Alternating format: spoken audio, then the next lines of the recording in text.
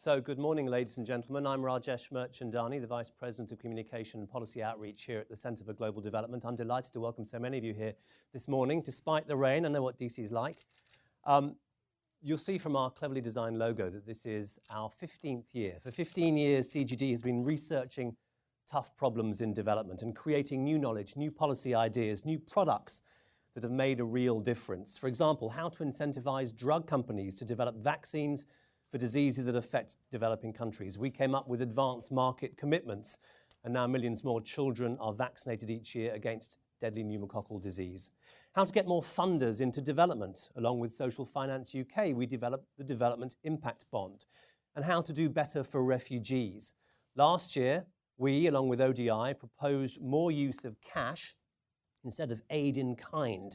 Last week, we mooted the idea of a humanitarian investment fund, a voucher system that makes refugees more economically attractive to countries. There are blogs on that and other things we've been blogging about recently on this issue out the front. I hope you'll pick up those and read them on your way out, or maybe you've already done so on your way in. But the fact is that the scale of the problem facing the world today requires a bigger conversation. How should the global system do better in the face of the humanitarian crisis? In short, more people are in need and for longer. Some 60 million are displaced, including 19.5 million refugees. The biggest group are Syrians, spilling into neighbouring countries much more than they are trying to reach Europe. But don't forget about the Horn of Africa, where the dust-blown Dadaab refugee camp is home to more than 300,000 Somalis, some of them for 2 decades, but who knows for how much longer. Refugee status is less and less temporary. The average time that someone remains a refugee is between 10 and 20 years. Humanitarian assistance can't keep pace with the growing need, and it doesn't address the growing permanence. Why is this a development issue? Well, firstly, because it's happening in developing countries, Lebanon, Jordan, Kenya. How can they cope with the huge numbers of refugees and still aim to reduce poverty and increase opportunity? And secondly, because the response is becoming more about medium and long-term development than about alleviating a short-term crisis. Take Lebanon, for example. Its population has swelled by 25%. More than 1 million Syrian refugees now call Lebanon home. Even if the current fragile ceasefire turns into peace, those people are not going home anytime soon. Agencies are already spending money on shoring up Lebanon's creaking infrastructure, laying more water pipes, building schools. Wait, isn't that development? That's what we're here to talk about today. The World Humanitarian Summit next week offers an opportunity for governments, aid agencies, relief providers, and concerned citizens to try and come up with real solutions to this problem. Let's see if this morning we can actually help them do that. My guests are bona fide leaders in global development. Yong Kim, the president of the World Bank Group, and David Miliband, president and CEO of the International Rescue Committee, and of course, a former British foreign minister. Gentlemen, please come to the stage, to your seats. And ladies and gentlemen, please give them a round of applause.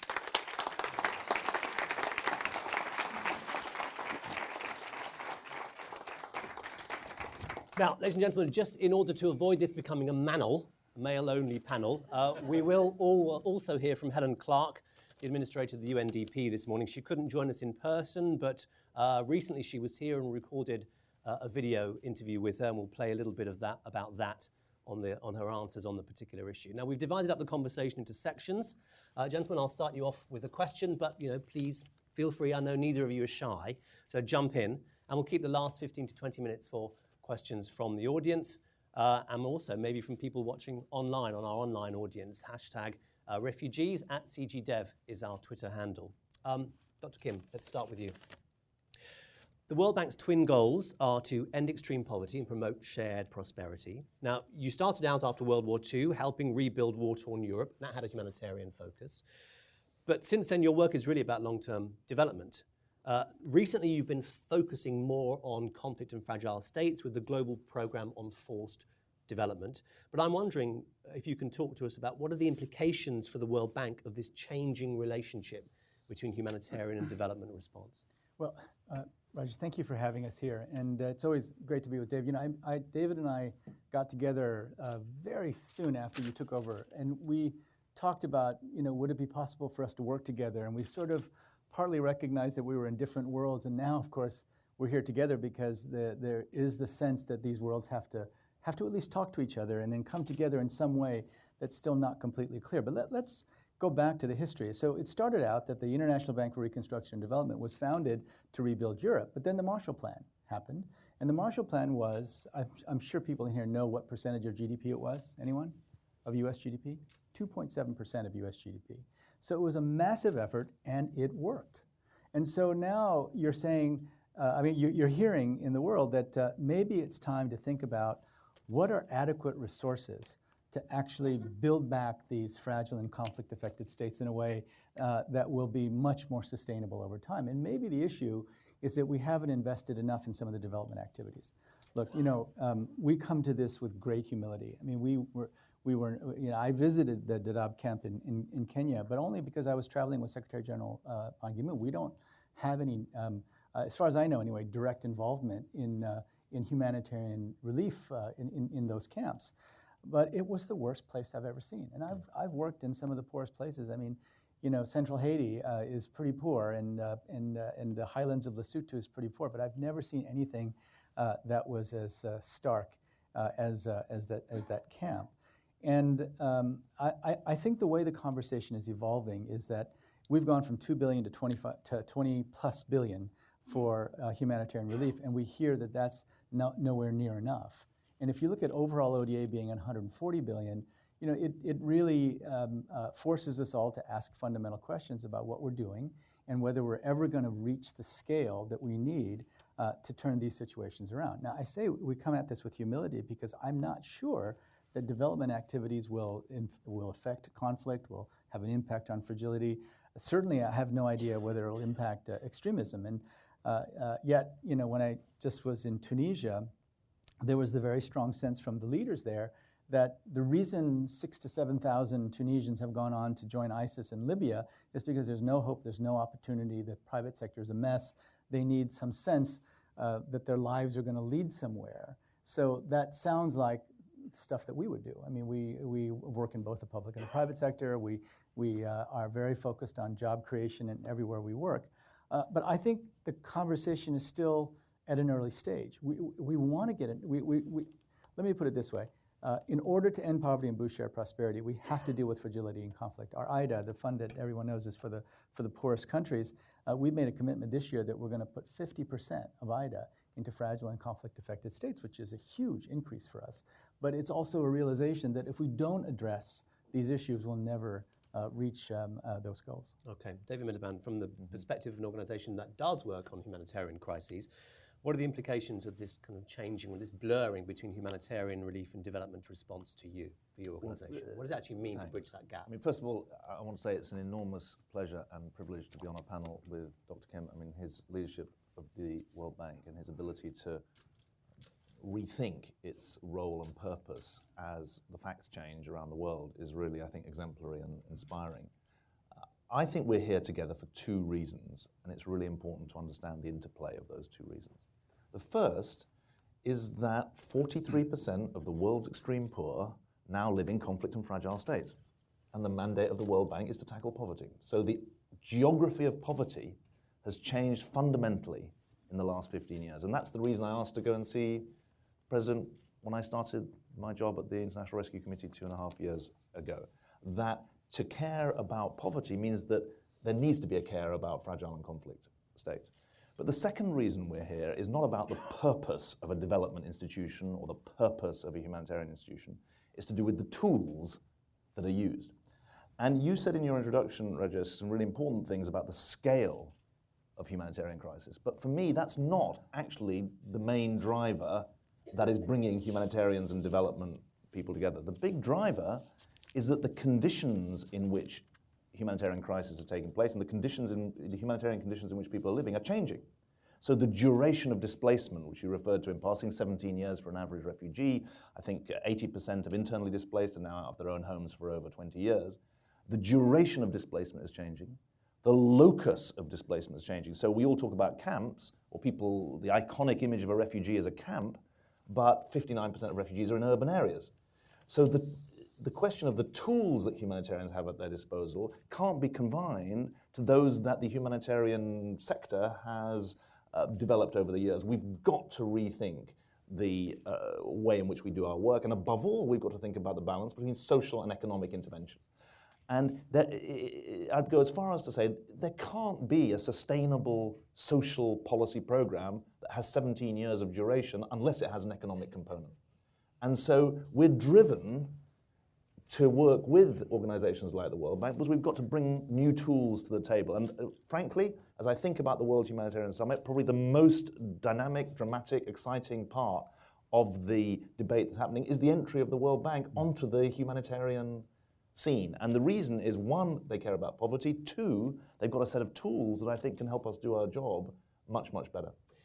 Did we miss something in not seeing this bubbling up? I mean, if refugees are in that situation for between 10 and 20 years, then what did we miss that we didn't see this crisis coming? Well, I think this is where, to be fair to the Kenyan government, who made big announcements last week,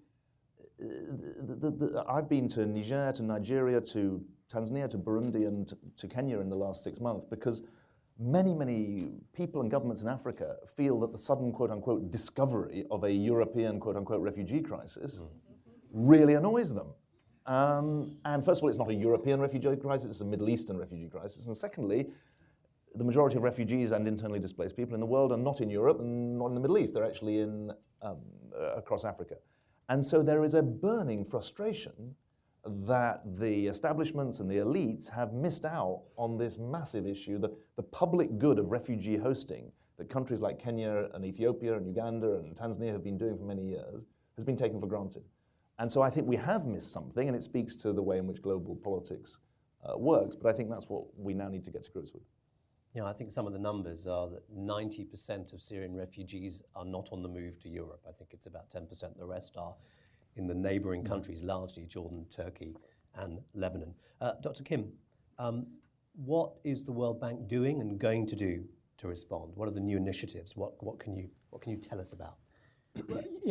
Rajesh, as I said, we come to this with great humility. We're new to this world, and so we're learning from organizations like David's. We have been working very closely with UNHCR. It started under Antonio Guterres, and Antonio came to us when he was there and said, basically, we're mostly a bunch of lawyers, and we're now engaged in development activities that we have no qualifications for. So that kind of brutal honesty and was very helpful. And so we're beginning to take steps together in parts of Africa and South Sudan and other places. And I think many of the actors I hope are understanding that as we come in, it's not about fighting over resources. It's about expanding the resources that we have. I mean, what we do is we leverage. We're an institution that actually has a balance sheet. We have a AAA rating, one of the best in the world, and we can go out to capital markets and raise large amounts of money at relatively very low interest rates. You take that with some of the grant-based funding that is available, then you can stretch the dollars and potentially have a much, much larger impact. So that's one of the things we're doing, is financing. I think in Jordan, we're trying to create these special economic zones where we would create jobs both for the Syrian refugees and Jordanians, and potentially create a sort of industrial base that may provide all kinds of things to Syria once the peace process is completed, which we hope is as soon as possible. So financing, creating jobs, special economic zones, we will do that. But I think the key is that we need to work with organizations like David's to share risk analysis. And this is something we haven't done. We haven't been very we haven't been very collaborative about talking to each other about where are the places that we think need investment quickly, where in fact upstream investments in economic development could blunt the potential of conflicts and increasing fragility. Now, we're just beginning that conversation. I hope that's what we establish at the World Humanitarian Summit. The other thing is that doing the risk assessment is critical, but we just, in general, got to get involved earlier on. We have to go upstream. And one of the things that I've really worked on is to develop a much deeper relationship with the United Nations. And so the Secretary General and I have taken 4 trips together. And on the very first trip, when we went to, they raised the issue of refugees to the Great Lakes. When we landed in Congo-Brazzaville, Secretary General told me that this is the first time that the World Bank president and the Secretary General of the United Nations had ever traveled on mission together. So that it had never happened before. And we sort of were amazed because we thought that that's what the original idea was, that we'd all work very closely together. But it was the first time we traveled together, and we really looked at how to integrate the financing and skills and the expertise that we bring with the UN. But now I think that World Humanitarian Summit, we're looking much more broadly. We're saying, organizations like IRC, Médecins Sans Frontières, although they're not going to be there, but I'm in very close touch with Joanne Liu and the leadership there. I think that we have to have a very different conversation about how to actually try to solve these problems. I think what's happened is that there's been this competition. Humanitarian response is something that tugs at people's heartstrings.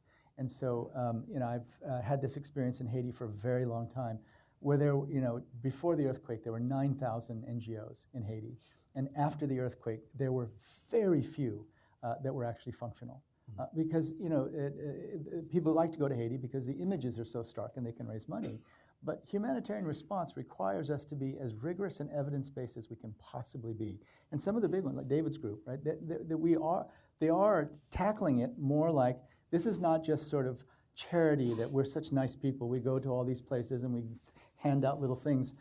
I think we have to be hard on ourselves and ask tough questions about what do we know about things that have worked and things that have not worked. And unfortunately, there are so many examples in poor countries where efforts just have not worked and crises have been extended. So I think that's the challenge. Let's get serious about actually trying to solve some of these problems. And maybe one of the answers is looking back at the Marshall Plan and saying, maybe we've just never reached the scale necessary to get these countries back on their feet. I think sorry, can I just follow up with this point about tough questions is so refreshing and so important, and I'm not sure people, I think we need to dramatize it for people. The humanitarian sector doesn't have agreed outcomes for what it's trying to achieve. Right? There is no outcomes framework. The UN Secretary General's report in February called One Humanity was very significant because it referred 60 times to the need for collective outcomes. Even if you look at the Sustainable Development Goals, 17 goals, 179 targets, there isn't a target for education for kids displaced by conflict. There isn't a target for protection for women and girls displaced by conflict. There isn't a target in respect of health. And the danger of so-called inclusiveness or universality is that those in greatest need get left behind. So this point about lack of outcomes for people, I don't like to say actually humanitarian sector versus development sector, for people in humanitarian need, no collective outcomes. Dr. Kim's point about evidence is just crucial. There have been 2,000 impact evaluations or equivalent studies in development settings since 2006, driving improvements in health, malaria, et cetera, less than 100 in humanitarian settings. So as we construct at IRC our outcomes and evidence framework, all of our programs will be geared towards survival, health, education, income, and also the power of the beneficiary. And our evidence framework, there's huge gaps in the evidence framework, a desperate lack of strategic investment in evidence making that allows us to drive funding into the highest productivity, highest impact. What are you doing to address that? We do 40% of all the research and high impact evaluations that have been done in the humanitarian sector, but we're not funded for it properly. And so a sector of the global economy that's a $25 billion sector is not investing in the evidence base that allows us, and maybe this is because of my background in politics, we can't say to the taxpayers that all of our programs are currently evidence-based or evidence-generating. That's the commitment that we've made in IRC. Our commitment is that all of our programs will become evidence-based or evidence-generating, because I think that's the only defensible basis on which to be programming. But thirdly, and equally importantly, the third tough question, efficiency is important, but effectiveness is more important. And we say on our website, 93 cents of every dollar goes into programs, and in a way that's a crude measure of efficiency, and that's fine. But where is the discussion about cost effectiveness that links the inputs to real outcomes? And the holy grail of effective public policy is cost effectiveness, not just cost efficiency. And what is opened up by the conversation that Dr. Kim has entered is that those tough questions are going to be addressed by people who know the value of being clear about outcomes, evidence, and cost effectiveness, because around the world, over the last 20 years, there's been I don't know if you'd say a revolution, but there's been a major change in the way poverty has been tackled in stable settings. And we need that same kind of rigor in humanitarian settings. You said it's not just about virtue, it's not just about being big-hearted, it's about being hard-headed. And the reason for being hard-headed is not because we're desiccated calculating machines, it's because we care about the people who we're actually trying to help, and we want to put our money into the things that will really make a difference for them. Let me give you one example of this. So, we've done study after study after study on the so-called conditional cash transfer programs. And when I got into the bank, I asked, why do we have so many studies on conditional cash transfer? And the honest one said, it's because it was so controversial, right? The idea of actually putting money into the hands of poor people was controversial at the bank. That's not what you do. So study after study after study showed that not only did they have better nutrition, but it actually stimulated the local economy. Children were in school. There were so many good outcomes. The empowerment of women. There's so many good outcomes that now they're in 64 countries. And probably 25 years ago, when I was a protester against the World Bank, that was not something that they did, right? So the evidence has shifted the work. Now, if you look at the humanitarian field, the data I have is that only 6% of all the $25 billion goes directly into the hands of refugees themselves. Now, what does that mean when we know how effective it is to just get cash into the hands of local people? I'm not sure. And so, when you see the kind of research that IRC does, and when you see the accounting that they're doing, we are asked to not only account for outcomes, but we're asked to, as clearly as possible, give evidence of our contribution to a particular outcome, right? So it's a revolution that's happened, and I think it's a really important revolution. The revolution really is a move away from ideology and toward evidence. That movement is happening in many other fields. Everyone's heard of evidence-based medicine now, but this is something that's really only about 30 years old. When I started my training, that was just a relatively new word, that we were actually going to be based on evidence as opposed to a few studies and then the way that my mentor does it, right? So can we now move into evidence-based development? We're certainly trying, and other development institutions are also moving in that direction. And so it's not too late. It's time for the humanitarian world to say, we are going to now operate on the basis of evidence. So just want to pick up on a couple of those points. You talked about kind of putting cash in the hands of poor people. So the report that CGD and ODI jointly published last year looked at cash transfers, humanitarian cash transfers, and one of the things we looked at in that was an IRC study, or you evaluated a cash transfer program in Lebanon amongst Syrian refugees in Lebanon, which showed that $1 generated $2 in economic activity. $2.16. And wow. that locally.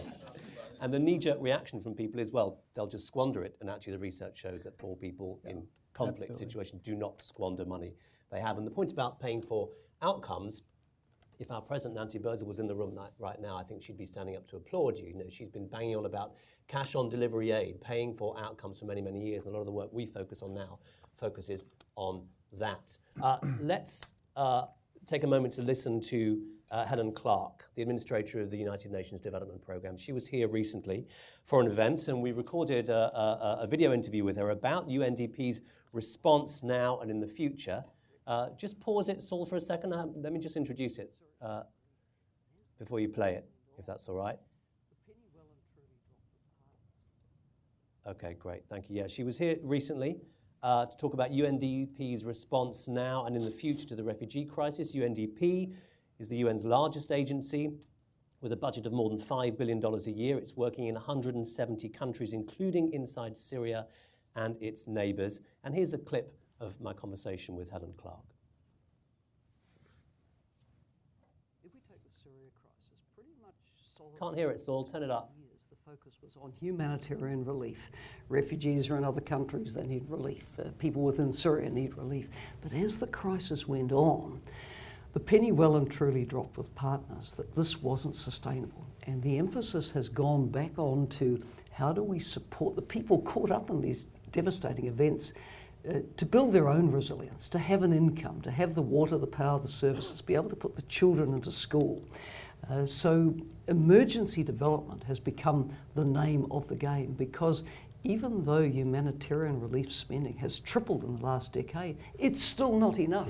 So the emphasis is on how do you shrink the need for it by supporting people's innate resilience and capacity to stand on their own feet. But given the length that people spend as refugees now, the length of time, many years, given the almost permanence of some refugee camps like Dadaab in Kenya, or the way that Syrian refugees are living permanently, effectively, in informal settlements in neighbouring countries, that's a development issue as opposed to a humanitarian issue. So how does that affect how you guys approach your work? I mean, should you be working in 170 countries now, or should you be focusing on the countries where there's greatest need? You see, most of the forcibly displaced are not in camps. They're in communities. Yeah.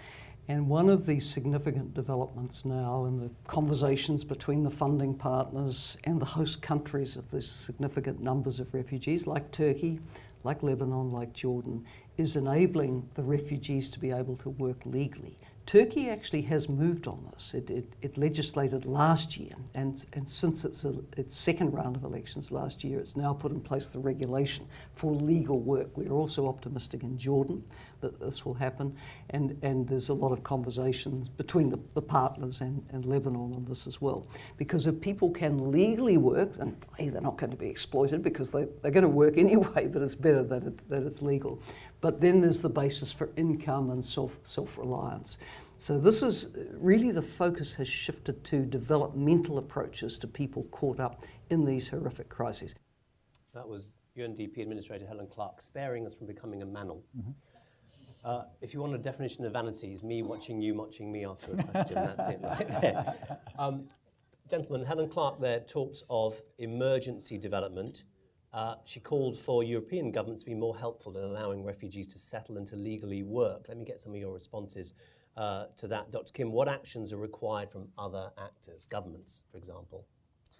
Well, the issue of whether refugees can work is a very complicated issue. And so let's look at one situation in Jordan.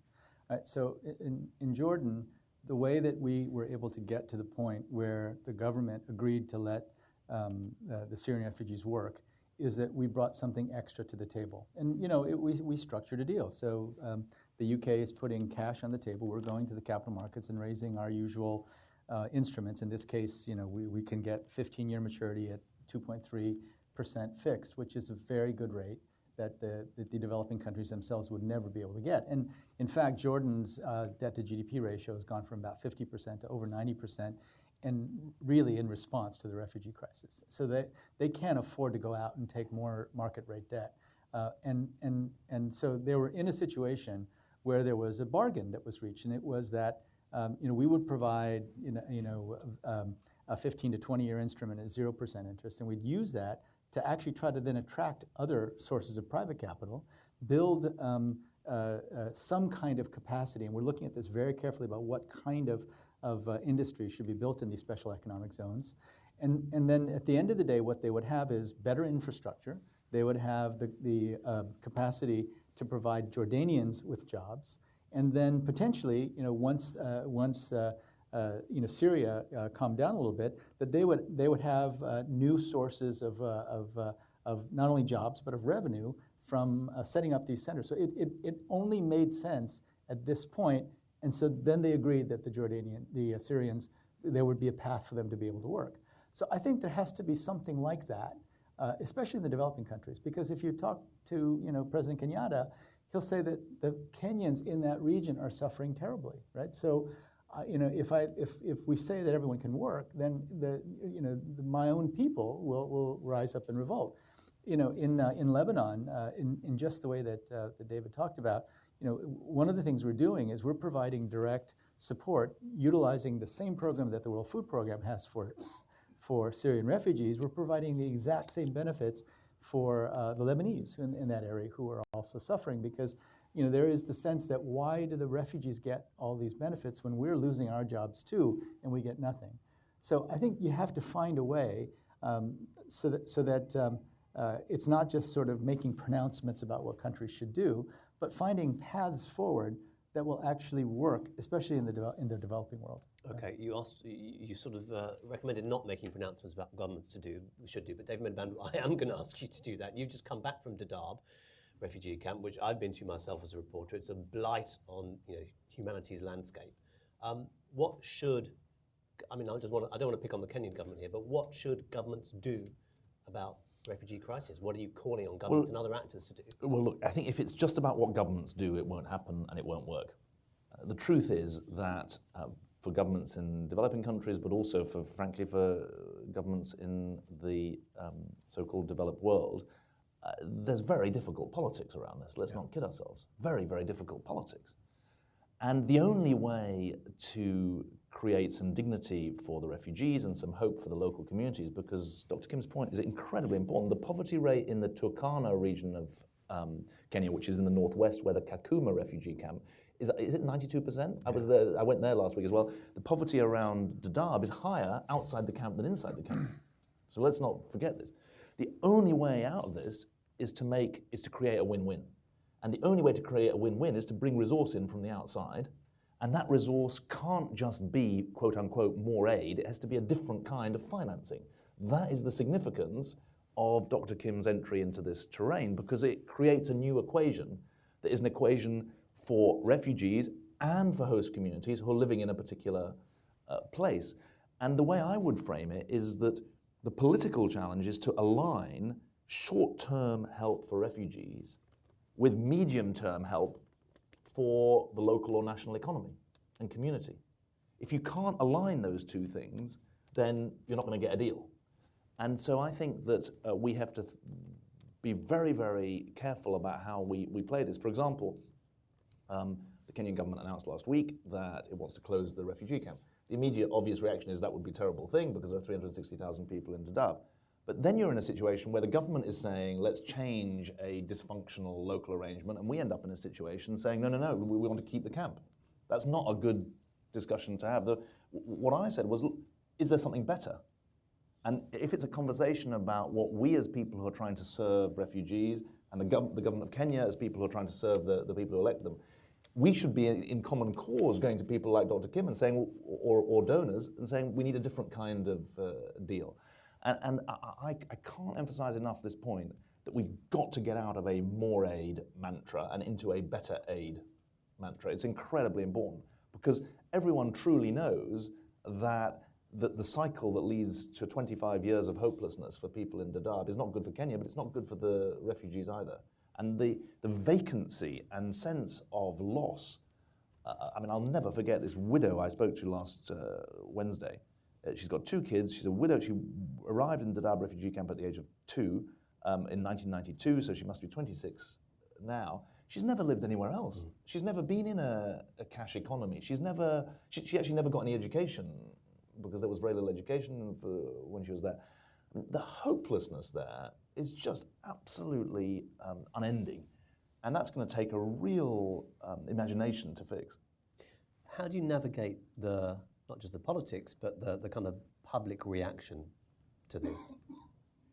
I think by making it a win. I mean, if you're in the local community, if you're saying, well, you've got 360,000 refugees in Dadaab and we've got this great idea to do so much more for them, and by the way, we'll come to you later, you, a local community in, that's a dead loss. That won't work in any politics.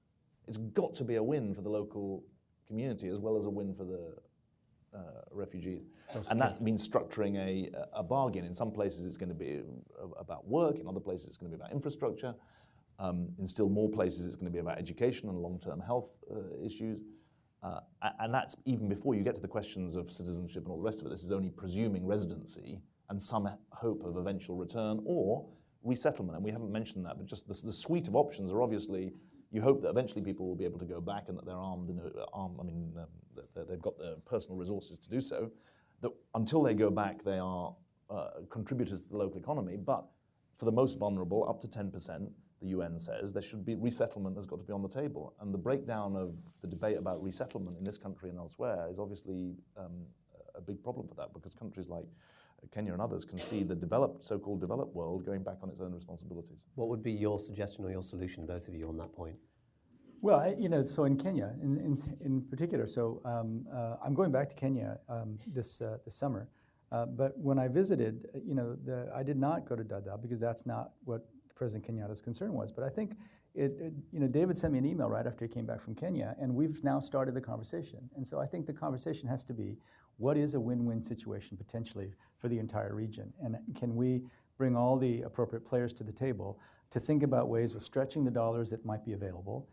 We're having a conversation right now with the U.S. government, and leaders, and President Obama in particular, has said we need a new platform to be able to support both middle-income and poor countries who are dealing with refugee crises, and think about it differently. In other words, take whatever cash is available, but then not just sort of make countries more indebted, but use concessional financing to try to create economic opportunities, for example.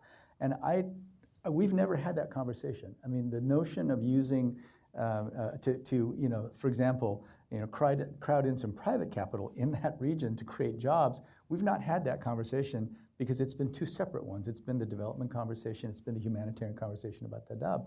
The hope is that the World Humanitarian Summit and this new spirit of working together to try to solve this enormous problem will lead everyone to bring all their tools to the table, all their experiences to the table, and we'll come up with ideas that we hadn't thought of before. My sense is it's possible. It happened in Jordan, and now we're looking at creating special economic zones in Lebanon as well. And if we can continue to innovate, and it's not really doing new things, it's just doing things in ways, in particular situations that have been done in other places, but that have just never been thought of as a way of responding to the problem of forced displacement. Does this create particular issues for the World Bank, though, in your particular model? You talked about kind of working more upstream to prevent conflict in the first place, and then David also talks about aligning short-term help for refugees with medium-term help for national economies. And if you're only dealing with state governments, and state government doesn't see it in its own interests to create economic opportunities for, say, 300,000 Somali refugees, and what problems or what challenges does that create for you? We don't just work in the public sector. Of course, we will also work in the private sector. But yet there has to be some political will. But then I think political will is going to, the potential to find political will in tackling these situations is, I think, going to be directly related to their perception that this is going to be a win-win for them, right? And so it was a tough conversation, and thankfully, His Majesty King Abdullah really led the conversation and said, we've got to do this. And so in Jordan, it was pushing all of us beyond our usual comfort zones, but I think that's the only way that it will work. And so we've got to think very hard about how to make this absolutely enticing for the leaders, that this is not just more indebtedness, or it's not just another set of promises, but it's a real opportunity to provide jobs, to provide social services at a scale and at a quality that they haven't seen before. And that's presumably going to be on a case-by-case basis. It's not going to be one size fits all for finding the win-win, is there? I think every situation of conflict and fragility is different. I think there's a really important point, though. It's not sort of all to play for this weekend at this World Humanitarian Summit, because in truth it's such a multi-stakeholder event. It's going to be hard for it to conclude intergovernmental agreements. But there has been a bit of leadership. I mean, the Secretary General of the UN has said that the September the 19th is going to be a major day for the UN General Assembly and the whole UN system to come together. The day after, President Obama is holding his refugee summit. The period between, for those of you who are in the think tank world, or not only say lobbying, because in America that means something different, but in the campaigning worlds, the period between May, next Tuesday, when the World Humanitarian Summit finishes, and the September 19th, 20th meetings, that's an absolutely key period to get some action. But remember, we're still in a world where there's a resident UN coordinator for humanitarian affairs and a resident UN coordinator for development affairs. And then we wonder why the two systems aren't talking to each other, because they're coordinating each other separately. So we've got to do this at a very grand level, but we've also got to do it at a level that really grips. And just one small point, though, Rajesh, because small but I think important. You say we can't have 300. How are you going to get 300,000 jobs for Somalis? 360,000 people in Dadaab. Half of them are under the age of 18. Remember, if you start thinking about a job per household as a starting point, you're in a much more manageable game than if you're in a situation where it gets out, oh, we're talking about 300,000 jobs in a community that's not able to sustain them. And I think we've got to calibrate this in the right way. Are there challenges in bringing humanitarian sectors and development sectors closer together? I mean, you mentioned the UN agencies don't talk to each other, but Médecins Sans No, they Frontières... do talk to each other, but they have different coordinating mechanisms. But for example, Médecins Sans Frontières pulled out of the World Humanitarian Summit for this reason. It's saying that this diversion of development assistance into humanitarian relief and the kind of dilution of humanitarian relief by development assistance means that no one is actually standing guard and holding governments, particularly to account for upholding the laws of humanitarian. Let's be clear. To be fair, I think you've got to be fair to MSF about what they're saying. Two things, not one. One thing they're saying is, for God's sake, aid workers and civilians are getting bombed out of their homes, and you're talking about a great big summit. Now, in that sense, they're speaking to political division. Let's be absolutely clear what's going on. The castrated UN Security Council, by its divisions over Syria, means that it can't defend the rights of civilians or of aid workers, even when it passes a resolution saying that hospital premises need to be protected, because there's no accountability and follow through. So that's one point, and they're saying there's a burning, literally burning issue. You know, we were partnering with the last cardiologist in Hama province who got killed by a barrel bomb coming out of the hospital that he's working in 3 weeks ago. So that's one point. There's a second point, which is that whether or not there's a competition between development dollars and humanitarian dollars. And I think if you remember that 43% of the world's extreme poor are living in conflict and fragile states, it's a false argument. Because these are the poorest of the poor, and because of the 17-year duration, it's wrong to limit humanitarian work to simple survival. To say that, you could have said 50 years ago, look, short wars between states, temporary relief, keep people alive, and then they can go home. That's not the world we're in. We're in civil wars that are multi-generational, and to say that humanitarian help is only about helping people survive is not going to do justice to them. And I think that's an argument worth playing through. Do you have a point to add to that, Dr. Kim? We'll move to Well, questions. you know, Joanne Liu, the head of MSF, is a good friend of mine, and you know, in talking with her, I don't think she's denying the need for development impact in some of these zones. I think the point that she emphasized to me was that she just doesn't want the sort of bringing together of development and humanitarian aid to be used to cover up the deficiencies in our response to humanitarian crisis. And I think that's a fair point. We don't want to play that role either, which is why I say all the time, look, we walk into this with great humility. We haven't been part of this before. We're here to learn, and we're not sure that that we can help in every situation. But certainly at this point, we've got to try. And so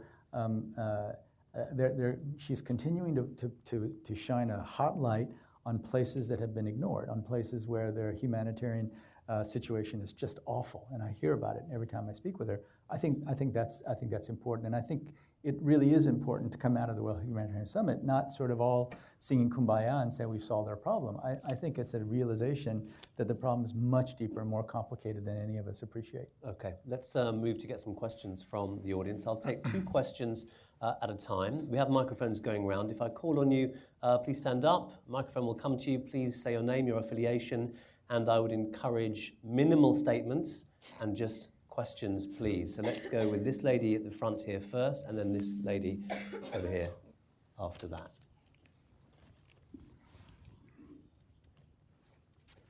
Hello, good morning. I'm Andrea Koppel with the Global Humanitarian and Development Organization, Mercy Corps.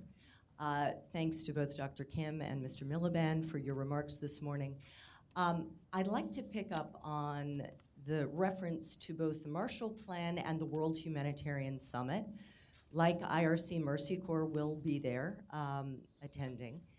We have 4 of my colleagues, including myself, who will be there. And Dr. Kim, we applaud the World Bank for attending the World Humanitarian Summit. I think like IRC, Mercy Corps also believes that the broader humanitarian system is broken and is in desperate need of fixing. But I think that as we are talking about fragile states, and in particular the conflict-affected fragile states, giving good aid, good development funding, good humanitarian funding, without fixing the poor governance, without fixing often the corruption, at best the ineptness of many of these governments, is not going to break the cycle of I'm going to ask you to move to your conflict in these question, if you countries. So wouldn't this is my question. After the Marshall Plan, you had two defeated countries. You were able to rebuild them from the ground up. So how can we truly break the cycle of fragility in these conflict-affected states without leverage? And Mr. Miliband mentioned the castrated UN political system, the P5. How can we truly bring the kind of stability and good governance that is going to break the cycle of fragility? Okay. Who has that leverage? Thank you. And then we'll get this question here, and then we'll get some responses. Hi there, Elizabeth Dickinson, Associate Editor with DevEx, and I'll also be at the summit next week. I guess I wonder if I can ask you how these debates, particularly about the merging or the sort of collaboration between the humanitarian and development worlds, how that can play out actually inside conflict zones themselves. So it's great to talk about the 5 to 6 million refugees who are outside of Syria. What can we do about the double the number of refugees, or displaced people rather, who are inside Syria, and how do these conversations really impact them? Okay. Gentlemen, let's take the first question first of all. How can we truly break the cycle of fragility without leverage? How can we truly build stability without building good governance? Well, Dave, why don't you start, since you were quoted as saying castrated, so Good deflection there. It was castrated by division, that when the UN Security Council is divided in the way it's been over Syria, that's when it's castrated, and it's the link to, it's the division. It's really important. One of the things I can reflect for people, there's never a bureaucratic answer to a political problem. Right? So understand that underpinning the impunity that exists in Syria at the moment for things that many people call war crimes, underpinning that is political division. That's the reason. And the reason that the UN Security Council has monthly reports from the UN Secretary General describing the removal of humanitarian aid from lorries, from trucks, by the Assad regime, and then notes the report and nothing happens, is because of political division. It's not a bureaucratic problem, it's a political problem. Now, your question, of course, you can't, quote unquote, end fragility if you don't have good governance. But what I would say to you is beware of the we. You're saying, what can we do to fix governance? There might be leverage, and it's really important that we don't put money down the wrong channels. Our experience in Afghanistan has been actually where we've worked with the World Bank. We do work with the World Bank in something called the National Solidarity Program, which is actually not a national, it's a local solidarity program. And the key to beating corruption is the way in which we've engaged with local communities, not gone for big mega projects. But of course, governance is very, very important, but it's not going to be imposed from outside. And there can be leverage, and we can support, but even in places where we've run massive governance programs like the Tuangani program in the Democratic Republic of Congo, which is about local self-governance, there's a very sort of complex picture that emerges from local capacity building and all the things that go with it. So there isn't a simple recipe. However, I do want to make this point, because there's a danger that we think going upstream in the way Dr. Kim has described means we're talking about a 20-year project and it sounds impossible.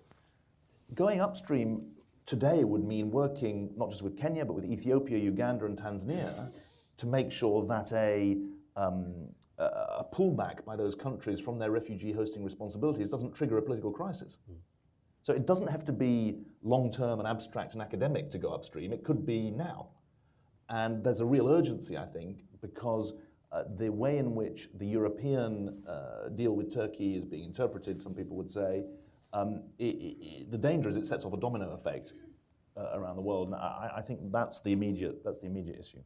So let me, I just got back from an anti-corruption summit that David Cameron hosted in London, And it goes, for us at the World Bank Group, it goes back to 1996. Jim Wolfenson, the former president, came to his vice presidents and said, I'm going to talk about the cancer of corruption.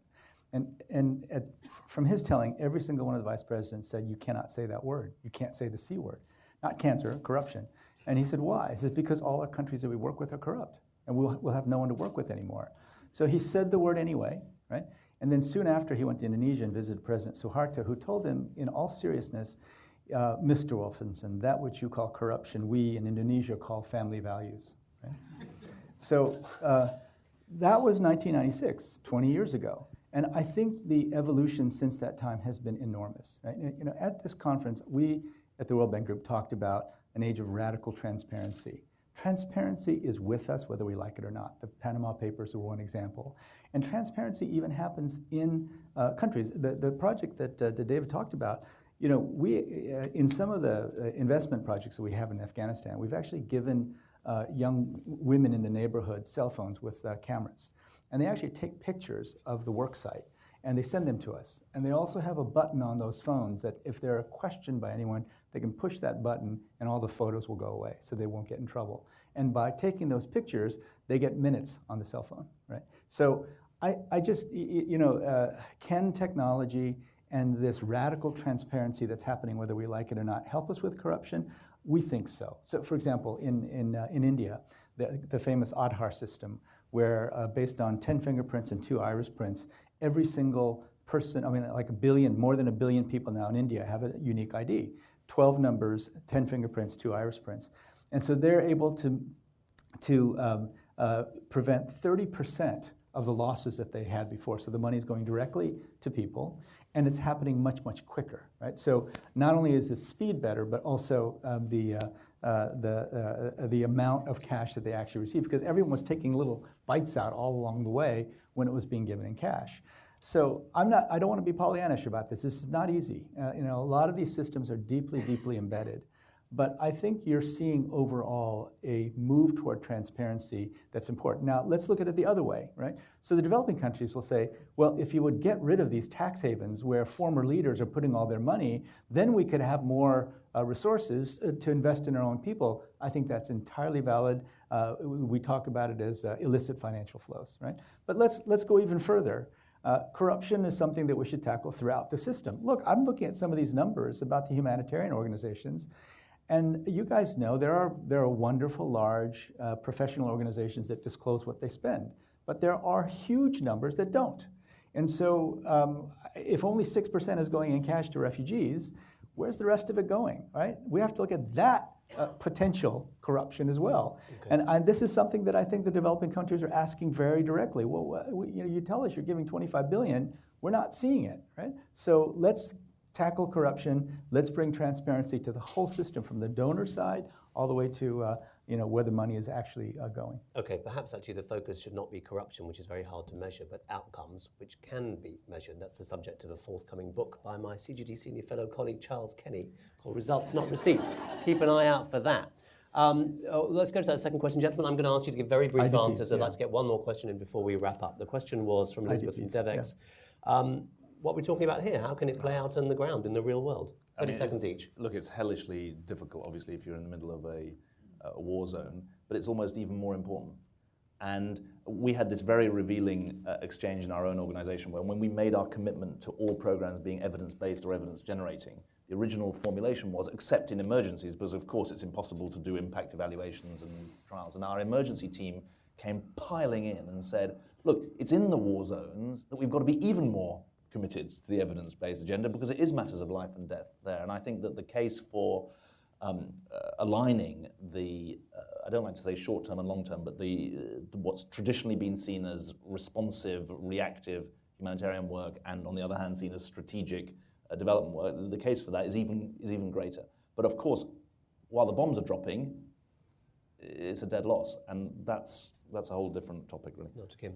I think that what's happened that's different is that we're now in direct conversation with the traditional humanitarian community. We're not in Yemen right now. We're not working there right now. We're not actually working in Syria right now.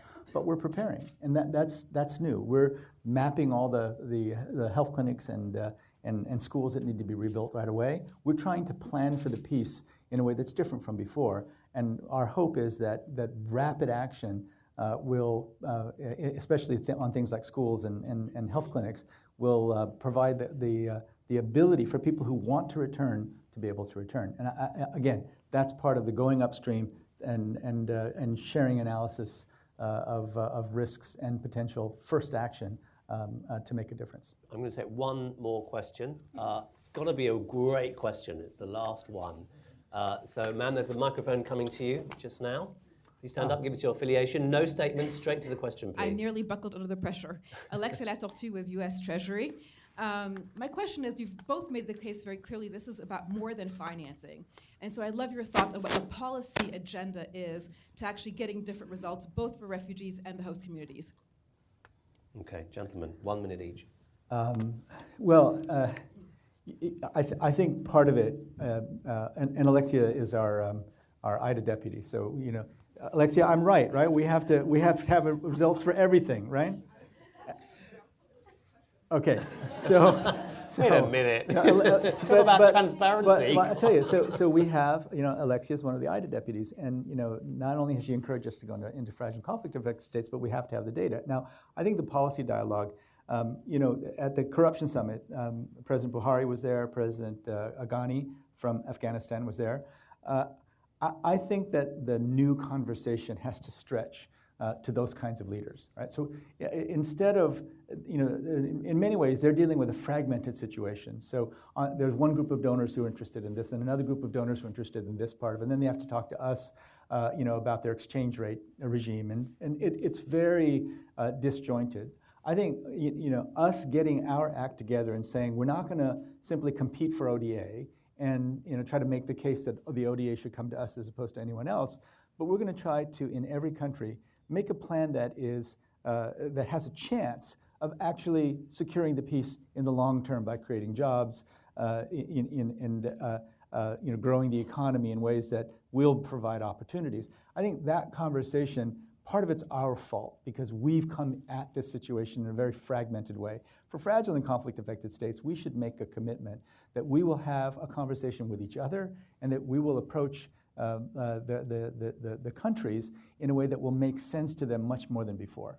David, That's just one idea. 30 seconds. David. We have this great radio show in the UK called Just a Minute, where you're required to speak for 1 minute without hesitation, deviation, or repetition. You get 30 on seconds a topic. No, forget about it. You can't change the rules. You can't change the rules halfway through. The first thing is, I think it's very, very important and very welcome that the US Treasury are at an event like this. That shows you the kind of change that is underway. And in the same way that war is too important to be left to generals, humanitarian action is too important to be left just to humanitarians. We need the Treasury in there. I'd point to 4 areas where we've got policy work to do. One is around health, because without that, we're going nowhere. And I think the models are of open health provision that is both for refugees and for local populations. Secondly, education is a lifeline, not a luxury. And the critical thing there is to embrace non-formal education as well as state structures. The state structures in a country like Lebanon, they've doubled the second shift. There are 200,000 kids in Syrian kids in Lebanese schools, but there are 200,000 other kids not in any school at all. And the only way they're going to get educated is if we embrace non-formal education as well as formal education. Thirdly, protection, especially for women and for kids. The abuse, exploitation is just a sight to behold. And I think it's really, really important, especially in urban contexts, we take seriously what those protections concerns are. And I think the humanitarian sector actually has quite a lot to say that is important in that area. And the fourth, and the new kid on the block, is obviously the economic dimension. And I think that takes you into infrastructure. It takes you into the productive economy in the way that President Kim has said, but it also takes you into the service economy. And I think if we take those things seriously, both for refugees and for the local population, there's a chance of making some real progress. And the idea of getting it from, let me finish on this point. To hear Dr. Kim talking about 10 or 15-year concessional loan, I mean, this is massive for our sector. We are a $700 million organization. We have 500 different government grants that we are managing at the moment, from US, Europe, etc. The average length of a government of those 500 grants is 11 months. Right? Never mind that in Côte d'Ivoire, as I quoted in my Georgetown speech 2 weeks ago, there are 1,200 different indicators that we're measuring for different donors, different local governments, and our own indicators.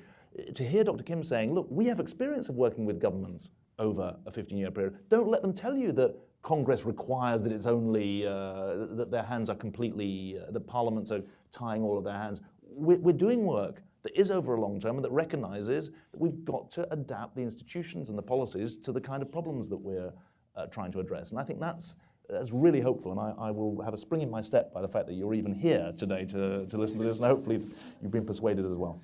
Gentlemen, thank you very much. Ladies and gentlemen, we're out of time. I'd like you to invite you, please, to give our panellists a round of applause.